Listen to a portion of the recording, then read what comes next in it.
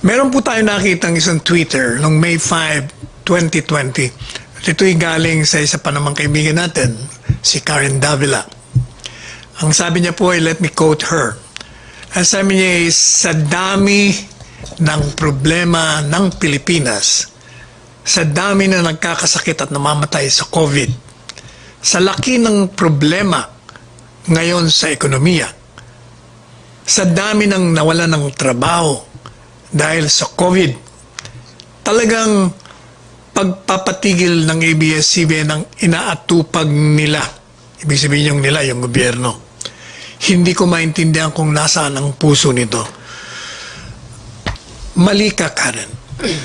Malayong malayo yung binabanggit mo na ang inaatupag ng pamahalaan ay ang pagpapahinto ng ABS-CBN.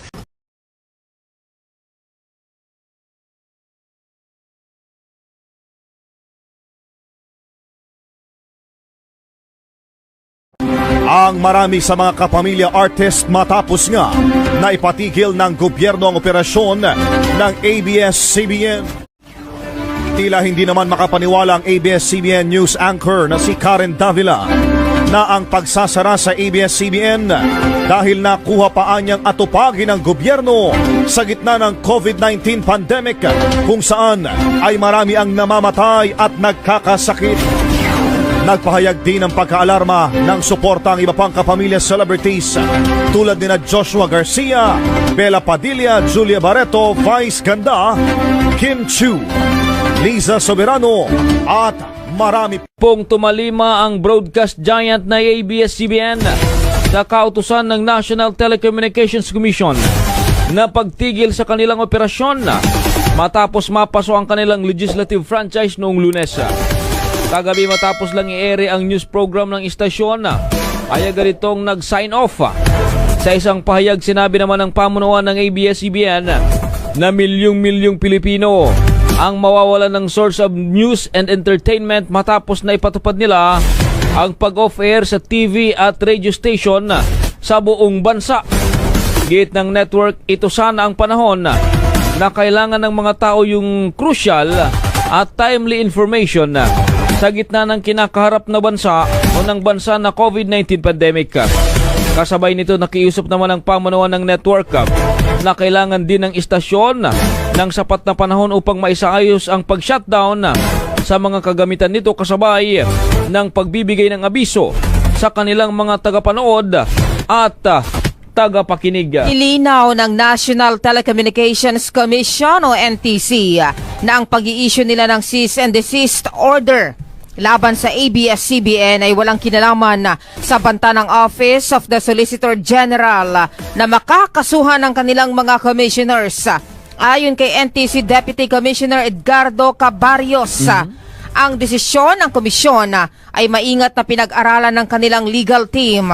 Una nang nagbabala ang OSG sa NTC Commissioners na maaaring maharap sa Anti-Graft and Corrupt Practices Act sakaling magbigay ito ng issue o ng provisional authority sa ABS-CBN Corporation at sa kanilang affiliate para makapag-operate matapos mapaso ang kanilang prangkisa. Gate ni Cabarrios, kailanman ay hindi nagbigay ang NTC ng provisional authority sa kahit na anong expiring congressional franchise. Samantalang nilinaw rin ito na maaari pang maka-ere ang ABS-CBN ng kanilang mga content sa kahit anong platform dahil tanging physical broadcasting facilities ang pinatigil ang operasyon. Well, I don't think NTC will let any institution influence its decision. No?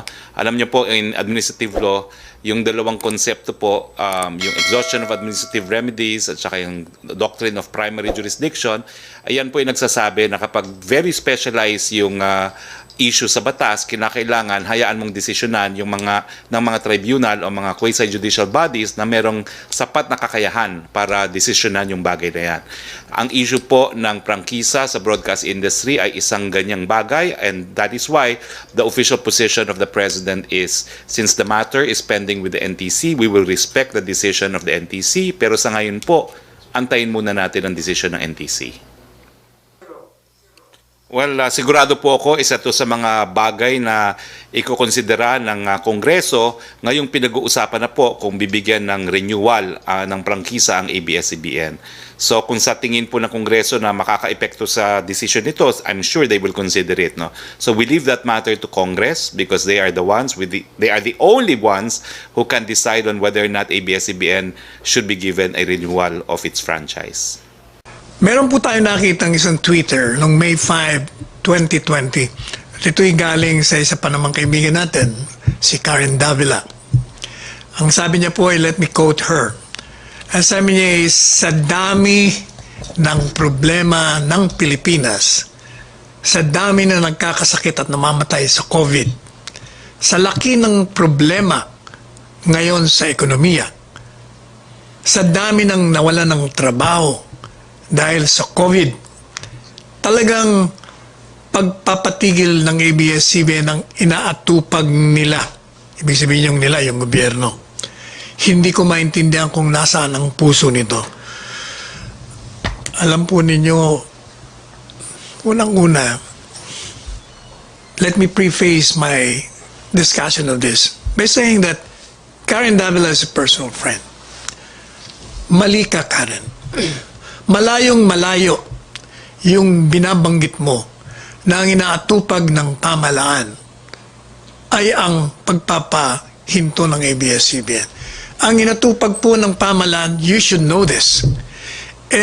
From the very start, nag-respond kagad ng presidente. Nakita mo siya pa ang unang-una. Isa sa mga unang leader sa Asians na nag-ban ng travel na nanggagaling doon sa ibang bansa na merong COVID at nag-ban din ng paalis. And after that, siya ay nagdesisyon na magkaroon ng lockdown or general community quarantine initially and then naging enhanced community quarantine.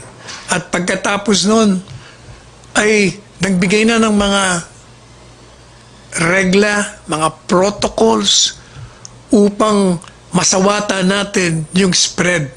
And apart from that, gumawa na rin ang presidente ng mga hakbangin upang magkaroon ng pera na itutustos natin dito sa digmaan. Malayong malayo, hindi naisip ni presidente yung ABS-CBN na yan. Now, kahapon, nagpalabas po ang NTC ng cease and desist order. At ngayon nga ay nag-sign off ang ABS-CBN. Tayo po ay nalulungkot personal sapagkat ako po, kung hindi nyo pa na alam, ako po ay nagprograma sa ABS-CBN at katandem ko pa si Pinky Webb dyan sa Pasada 7. At marami akong naging kaibigan dyan. At ako'y nanonood. Nalungkot din po tayo. Pero gaya ng sinabi ko, Karen, sa'yo, sa programa mo noon, ang presidente, kung meron man siyang naging pahayag na sa tanaw ng iba ay gusto niyang pahintuin ang ABS-CBN, nagkakamali po kayo. Yung pong kanyang mga hinaing, yung kanyang galit, ay nagmumula po sa isang valid na dahilan. Ano po yun? Siya po ay nagbigay ng pera upang i-advertise yung kanyang pagkakampanya nung siya ay kandidato sa Panguluhan. Subalit, for whatever reason, hindi po ito inilabas. Ang nailabas nga doon yung banat sa kanya, yung Kitrillanes. Kaya po siya nagalit. Kung baga, yung kanyang sinabing, tatapusin ko ang ABS-CBN, ang ibig niya, tatapusin ko yung mga violations nyo, yung ginawa nyong mali at labag sa batas sa akin. Pero, hindi po ba, Miss Karen, ano bang sabi ko sa iyo noon? Matagal ko na po sinasabi yun.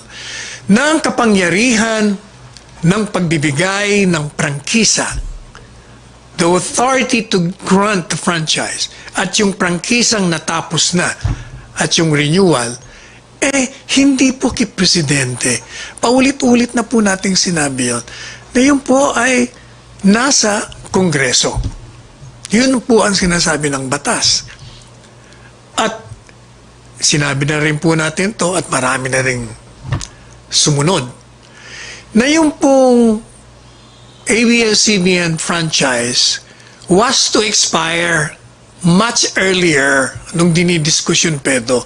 Katunayan, ang ginawa nga po nila ay naghain na sila ng petisyon sa Kongreso para mabigyan sila ng bagong franchise. 6 years earlier. Sa madalit sabi, ay panahon pa po ng Aquino administration, meron na nakabinbin sa Kongreso. Subalit, hindi po nabigyan, hindi natalakay sa Kongreso.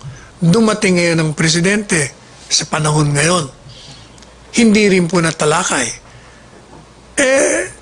Hindi nyo naman po pwedeng itapo ng sisi kay Presidente kung itong NTC ngayon ay nagbigay ng cease and desist order sapagkat yun naman po ang tinatakda ng batas. Ang sinasabi po ng batas, at ito naman pinanigan ng Korte Suprema, na yung pagbibigay ng prangkisa ay nandun lamang yan sa Kongreso.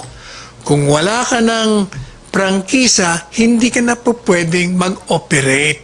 Ito namang NTC, nag-aral po ng batas. Pinag-aralan nila ng gusto sapagkat nakabinbin sa kanila yung problemang yun nagdesisyon po sila na ayon sa kanilang pag-aaral ay hindi po pwedeng magbigay ng provisional authority kahit na ang Kongreso ay nagbigay na ng resolusyon. Sapagkat meron pong sinasabi naman ng Korte Suprema, kahit nga may resolution, hindi binding yan. Kailangan magpasa ka ng batas na nagbibigay. Yan po ay matagal na nating sinasabi. Kaya nung mag-file nga po si Soljan Kalida ng petisyon, ng co-waranto, dahil merong mga paglabag ng violations, at tinatanong po tayo tungkol doon, ang sabi po natin, yun ang kanyang obligasyon. Dahil kung hindi niya naman ginawa yun, siya naman ang pwedeng idemanda dahil hindi niya ginagawa ang trabaho niya. And sabi po natin noon, may remedyo naman po dyan. Sabi natin, ang Kongreso, ang kausapin natin na talakayin nila at pag-usapan nila kung karapat-dapat o hindi karapat-dapat na bigyan ang ABS-CBN ng Kongreso. Marami pong panahon, maraming taon na nakalipas. For whatever reason, hindi po natalakay ng Kongreso. Hindi naman sabi niya, sinisisi natin ng Kongreso sapagkat ang Kongreso naman po, meron din naman sinasabi sa atin na marami naman kaming inaasikaso, hindi lang naman yung prangkisa ng ABS-CBN, sa dami ba naman ang tinatalakay namin ng batas. Kaya, kung baga, huwag nyo kaming madaliin. Pero sa dami nga, na-overwhelm siguro ang members of Congress, hindi nila na-discuss, hindi sila nagkaroon ng solusyon dan. Hanggang makaabot nga po rito na isang buwan na lang yata, magsasarado na ang ABS-CBN dahil walang prangkisa. Pero even before that, alam po ninyo, sabi ko nga po noon, kung matatandaan po ninyo, kung meron silang resolution na halos unanimous, na pwede mong bigyan muna ng pansamantalang authority na mag-operate ang ABS-CBN na pinadala nila sa NTC. Bakit naman hindi po pwedeng pasa sila ng batas? Kung hindi man yung 25-year renewal, pwede naman sila magpasa muna ng batas. O sige, isang taon muna kayo dyan habang dinidiscuss namin. Yun po yung sinabi ko sa programa ni Karen, sinabi ko sa maraming mga interview sa akin. At pwede naman pong gawin nila yun.